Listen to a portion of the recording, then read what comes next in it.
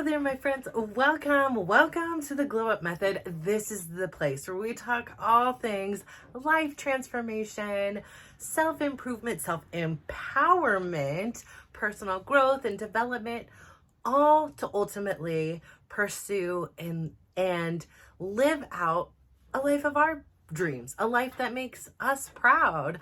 Hello there. My name is Natasha. And I am so excited and honored and blessed to be your host today of the Glow Up Method. So hi, how have you been today? Oh my goodness, I am so grateful to be here. It's been a very chill day for me.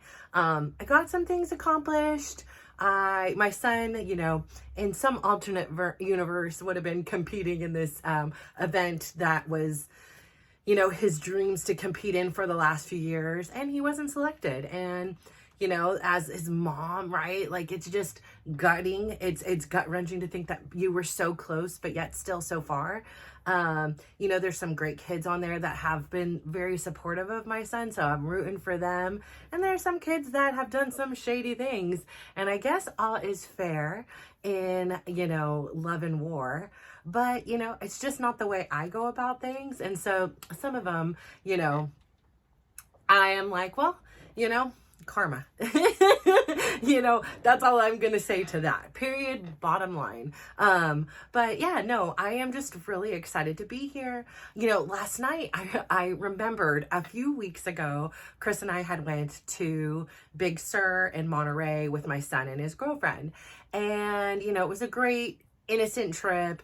And while we were there, Chris and I found all these abalone shells. Like, we were digging them up with what we had, which was like a key. And they were beautiful. And I didn't take them all because some were A, really hard to get out, and B, it's not about what I can take, right? That beauty is to be shared with everyone. I took a few pieces of abalone for my dog, because it was like in a hillside. It wasn't like even anywhere like super close to the water any longer, but it was kind of like in this like rocky kind of like thing, many feet off of the water. Maybe at some point in time, because the tides, like, it would, we'd go there. But I wanted to give a piece to his girlfriend because it's this beautiful, like, pink iridescent and just remarkable, like, coloring. And, it was covered in dirt and grime, and you couldn't really tell just how beautiful it was, right? It was hidden. People were stepping on it.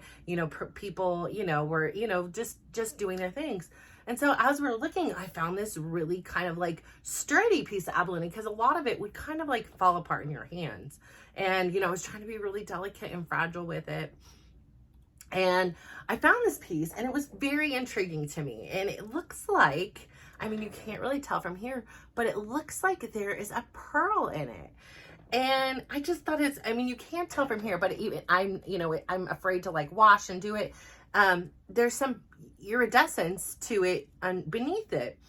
And so I don't want to clean it too much. I had it soaking in water for like 3 weeks and forgot about it, honestly. And then I was like, oh, I wonder, is there such a thing as an abalone pearl? Like, what is it? And you can't tell because the shell is pretty banged up, and there's, some iridescence you can see like through this, but I don't want to mess with it too much. And so I then went on this whole deep dive last night about abalone shells, and I was like, and pearls, and how rare they were. And that really is the subject matter I want to discuss today, is just how uniquely beautiful and rare you are. I want you to hear that. You are so unique and rare. You are sometimes stepped on, right? Like, and people don't even notice you're there. And I know that for me in my life, that has happened so many times where it's felt like nobody sees me, nobody cares, there's nothing special about me. There's nothing like that I have to contribute to this world, beyond my acts of service for somebody else to make their life better.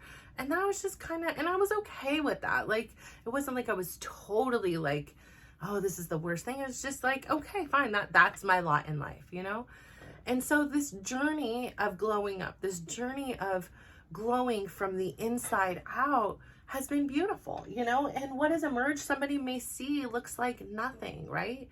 But hidden beneath it all there's something so rare and uniquely beautiful. We just often don't take the time to see it in ourselves. And so as I was doing some research about like, well, are these things valuable? You know, like, how do I get this pearl out? Do I go and sell it? I found into another thing. And then there was a part of me that was like, maybe I make it into like a ring or like a necklace.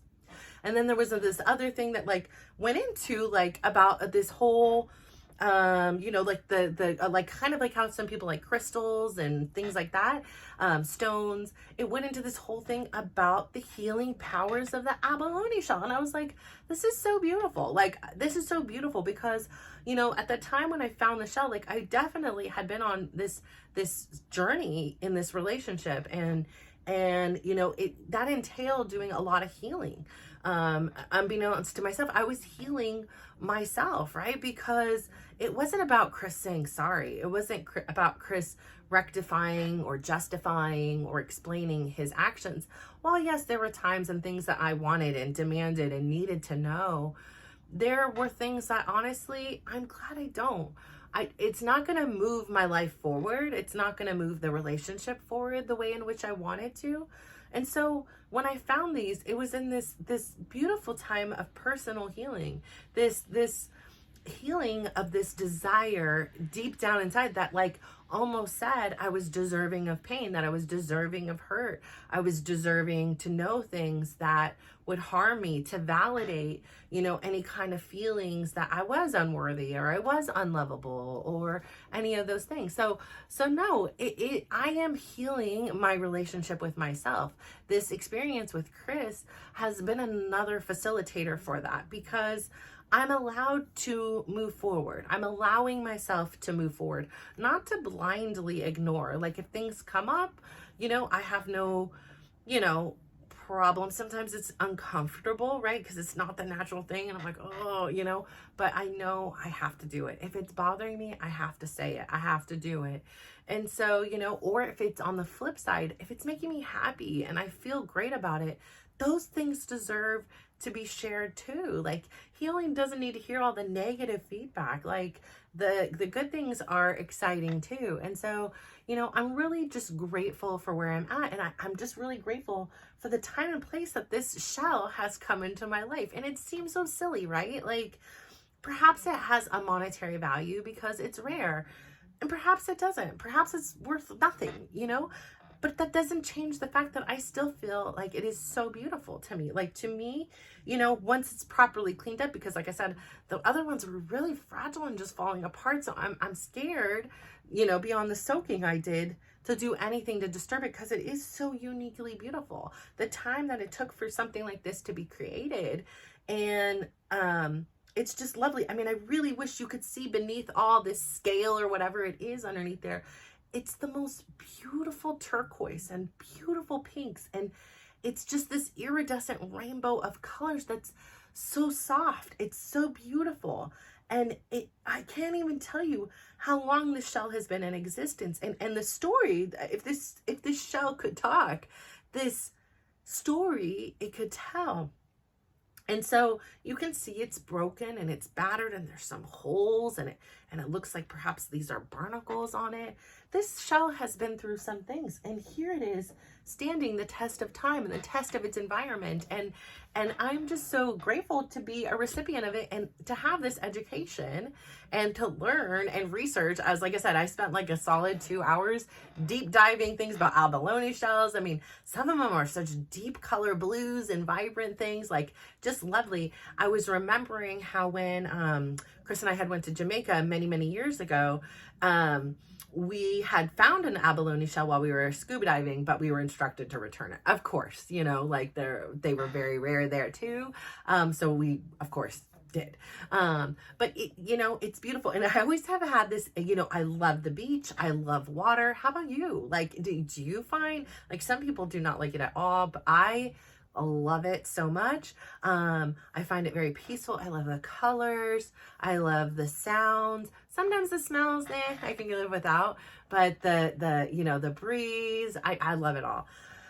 And I just think that this is just a beautiful place to be. So anyways, I have always enjoyed like collecting a couple shells here and there from my experience. But the funny thing is there's always this part of me, like when I collect a shell, I have this like fear because my grandma was really superstitious. That's one thing about her I probably haven't shared. And she just was like, oh, it's bad luck. You'll have no money if you bring shells in the house, like all these things. So even though I didn't believe in her philosophies about it, like I sometimes will doubt it and be like, well, my grandma wouldn't lead me astray. Like my grandma wouldn't tell me something that wasn't truthful, you know? And so again, I have to have this like compromise with myself. It's like, well, do you want the shells in here? Do you want to believe the story that she told? Like, have you ever heard any other things to validate this? Like, what has been your experience? And then sometimes I'm like, well, maybe that's why this is happening. And I'm like, no, it's not because you brought a seashell in the house, you know? Like that is not it. But it's just really interesting. And the whole point of all this seashells by the seashore business is it's just this reminder of how rare and beautiful we are. And I want you to know that you are so talented. You are so beautiful. You have a voice that is meant to be heard. And even if you don't use that voice to speak, maybe you communicate through your drawings, or maybe you communicate through music. Maybe you communicate through, you know, writing. There's so many forms of communication that doesn't necessarily have to be through your voice. It's one of the most beautiful things I love about my friend at the gym who is deaf. So her story, as I know it, is she wasn't always deaf. Just one day she woke up, and I don't know the full story if she was sick or if something happened, but she could no longer hear. And you know, I just love her. Like, number one, she works at the gym. And when you go to a gym that is more expensive, I don't know, maybe it's that way in other ones. There's so many times I feel like the staff is not seen or heard. Like, you know, like people will do disgusting things, like clean their ears and just throw on the ground. Like, do you do this at your own home? Like, who do you think is going to clean that up? Have some respect for your area and not just the assumption that someone's going to come and tailor after you and clean up after you. Like, you know, and like I said, sometimes when I go in the gym, because I know it's oftentimes her or one of her colleagues that are in there working, when people leave a mess like that, I'm like gagging, but I'm like, get a paper towel. And I do it because she'll never know I did that. No one else will ever know, but I know that her day may be a little bit easier because I did that.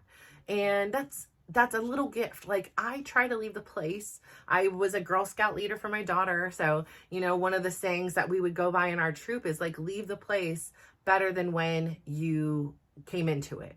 And so that's one of the philosophies I've always had. Like, yes, I may not have dropped the wrapper or the tissue on the ground, but if I help clean it, it's a better place for us all, right? Doesn't that feel better to walk in and seeing a clean bathroom versus having a mess everywhere or anything like that? Like, be that change you want to see in that world. And now maybe that's part of my rarity, you know, like maybe the other people don't have that form or that thought or consideration, but maybe they'll hear something like this and be like, oh my gosh, I never thought of it, you know. And just like until I had heard that saying, I never thought of it. I'd be like, you know, it's not my mess. Why am I having to clean it up, you know, kind of thing. And then when you realize we are so much stronger as a community, we are so much better together, that if we all do our little parts, we can use our energy to rise together. And I think that that's such an important thing. So we need your rare perspective.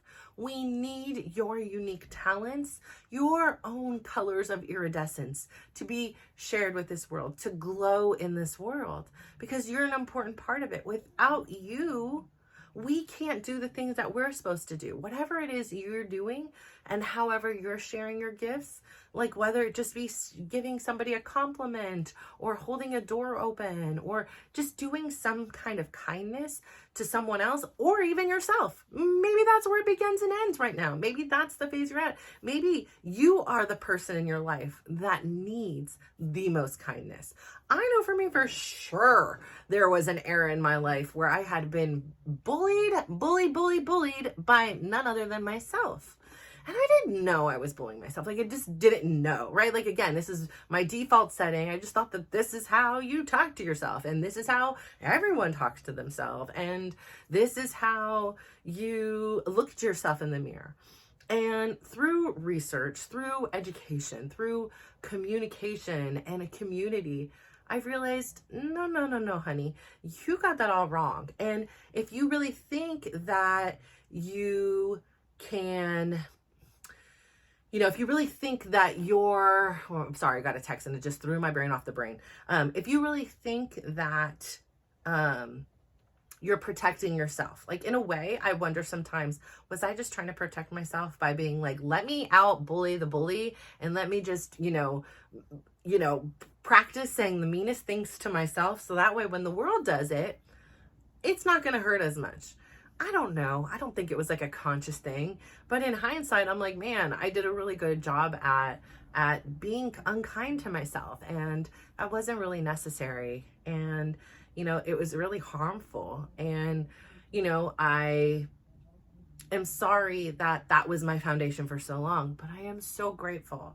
So grateful for the day that I had a day one and said, no more. And that doesn't mean it's not perfect. It doesn't mean there hasn't been times that I've been like, this or this. And then I'm in quickly to be like, but, I'm really working on practicing that kindness to myself and be like, okay. And to look at things and situations inquisitively, curiously, not to be mean to myself, not to belittle myself or those around me, but rather to be like, how can we learn? How can we grow from this particular situation? So I'm just here again, living this life. And I really want to be this role model for you. I really want to be this person that is this example in your life, because I love examples and I love real, authentic people. I have recently found a couple new YouTube channels and I was like, wow, I didn't know you existed. Somebody one of them commented, or both of them actually had commented, and it was like, okay, let me go check out your channel. Let me go subscribe to you. If our things align, and I'll be darned, we align. And it was just so beautiful to see different women sharing the same message and doing it on different platforms and encouraging and supporting one another and rising up together and understanding that, sometimes we're not saying anything that's absolutely rocket science or completely new, right? But it's this shared kind of goal, this shared desire for us to feel like not only are we feeling the love that we deserve, but we are also sharing with others. And I think that that's just so remarkable. I also had this joy of finally sitting down, and because life has just been so crazy, and reading, because I always want to read the comments. And I really, really like, once things start getting behind, then they get behind. And I'm like, okay, later. But I really like to give them my undivided attention where I don't have other people competing for them. Like, I want to read every word that's written. So it had been so long, just because the last 2 months have been so crazy, that I had responded to some of these. So I felt so good to finally be able to close that loop and really read. And I got teary-eyed at some of the comments. Like, I just was like, oh my gosh, like, I love this part. I love this part. I love this so much. So I love you guys, because without you guys, there's no comments to respond to. Without you guys watching, eventually maybe this would get boring, but you're here, and I appreciate you so much for tuning in. And I appreciate you so much for being vulnerable and sharing your rare gifts with us. And I know you are a huge component of this channel. You are a fabric of this channel. Your glow up is a part of us all. We get to radiate with you when you share your stories and you're vulnerable and you listen to other people's stories and you like their comments. Like, this is part of it all. And if that's all you can do to give somebody else a compliment, you can give them a digital smile. You can give them an emoji. You can give someone a compliment that way, like virtually online. Like, it doesn't have to be in person, always to see. Like, there's so many different ways. Like, we don't have to keep ourselves trapped into a little box. You can be creative and do it however you want. And so again, this is just a last reminder that today is about embracing what is unique about you. What things that you like and really start to lean into those and know that those are your superpowers. Those things that you do and you feel like, oh, it comes so easy, everyone can do. No, they can't. No, we cannot all do those things that you do that come so easy to you. And those things that you could do and you get lost in time. Maybe it's completing a puzzle, flying a kite, writing a book, reading a book. Those things that you get lost in, that is another source of your magic. That helps show you where your purpose is, where your direction is, and the way in which you should move forward in this world. So many stories I hear recently of, kind of these like tragic things, losing of jobs, elderly parents having a real difficult time surviving financially, and the raising costs of caring for parents, and the costs of like, either assisted living or somebody coming in. It's astronomical. So there is a truth of the matter where you need to set yourself up for success for your future while you can. And there was one woman who followed me, and I'm not going to say her name because I don't want to butcher her channel, and I think I have it in my head, but I don't want to butcher it. But she is 68 years old, and she is starting her YouTube. Good for you. There is no limit. I mean, I love that one. Like, there's always that one thing that goes around the internet that says, J.K. Rowling was this age, Oprah was this age, I think it was Morgan Freeman was this age. Like, there's a few other people that you were just like, yeah, I'm not. Because I know that there were different times, especially in my late 20s and throughout my 30s, that I was like, it's too late. I didn't do this, or I didn't do that. I can't do this now. It's too late. What I've learned over these last few years is it's never late. The only time it's too late is when you take your last breath. That is when it's too late. Up until then, my kids have told me they've had 100-year-olds in their college classes at UC Berkeley. Like, there is never a too late if there's something you really want to do. You can do it, and you can achieve whatever level of success you want to, however you define it. Success is not about a dollar sign in front of it. That is not. Like, going through the journey is success. Yes, I may not have a particular weight in mind that I wanted to be, or, know what I exactly weigh. That doesn't mean I'm not successful. I am successful in my weight loss journey. I am successful at my YouTube journey because I'm learning and I'm growing and I'm continuing to be consistent and show up. And that's the beauty of it. That is the yes, I can on those days when I feel like, no, I can't. It is that reminder that yes, you did. You did that, and you will continue to do it as long as you feel like you want to do that, and you can do that, and it is still your desire to do that. You are the only thing standing in between you and whatever goals you want to achieve. So again, I believe that a lot of times in life is we have to trust the process, right? Trust the process. The situation with my son, he has to trust the process, right? He can get angry and can get upset, but that's not going to put him in New York competing today and tomorrow and the next day. It's just not. It's trusting the process and know that this was not your time. But when your time comes, you are better prepared than you could have ever imagined. And the reward is going to be even greater than you ever dreamed. The same thing goes for, my situation on my project I'm working. It's taking a long time. It's actually taking me over 4 years. But I also have to trust that this is exactly the time that it's meant to happen. Everything is happening as it's supposed to. My situation with Chris, again, same thing. I have to believe this. And every time I do, I get the evidence and the feedback that yes, this is the right time. And the wait was worth it. Even if it was excruciating at times, it's hard to be patiently, like, what do I say it all the time? Like, I'm impatiently patient sometimes. Sometimes I'm just not patient, period, bottom line. Like, still working on that one. But sometimes when it's a big thing, being impatiently patient is a test. And it is such a reminder when you get it of how beautiful and remarkable it is to finally achieve whatever it is you wanted to achieve. Like my weight loss of over 140 pounds. I mean, let me tell you, and again, I'll say that for the 50 billionth time, it's not about the physical. Physical's cool. I'm not gonna lie. Like, it's not like, oh God, I don't like this. I clearly, obviously like my body 100 times better than I did before.